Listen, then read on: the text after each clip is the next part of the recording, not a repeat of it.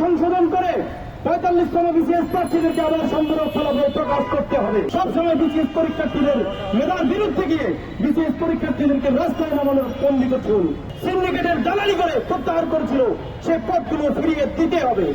প্রথম দাবি হচ্ছে রিপিট ক্যাডার সংশোধন করে 45তম বিসিএস প্রার্থীদেরকে আবার সম্পূরক ফলাফল প্রকাশ করতে হবে। 2 নম্বর দাবি হচ্ছে আমাদের যে প্রত্যাহারকৃত নন ক্যাডার পদগুলো পিএসসি এবং জনপ্রশাসন সম্মিলিতভাবে সিন্ডিকেটের দালালি করে প্রত্যাহার করেছিল, সে পদগুলো ফিরিয়ে দিতে হবে। এবং তৃতীয় দাবি আমাদের এমন এমন মানুষকে এমন প্রার্থীদেরকে নন ক্যাডারে সুপারিশ করা হয় যারা অলরেডি ক্যাডারে সুপারিশপ্রাপ্ত। এটি একটি প্রহসন, এই প্রহসনের সুপারিশ বন্ধ করতে নন ক্যাডারে নতুন করে রিচয়েস প্রদান করতে হবে। এই 3টি দাবি যদি পিএসসি না মানে অনতিবিলম্বে আমরা পিএসসি ঘেরাও কর্মসূচি দিতে বাধ্য হব এবং পিএসসির চেয়ারম্যানকে আমরা দেশ থেকে বাধ্য করবো ইনশাআল্লাহ। পিএসসির চেয়ারম্যান একটি স্বৈরাচারী সিদ্ধান্ত নেয়, সবসময় বিসিএস পরীক্ষার্থীদের মেধার বিরুদ্ধে গিয়ে বিসিএস পরীক্ষার্থীদেরকে রাস্তায় নামানোর পন্ডিত চুল।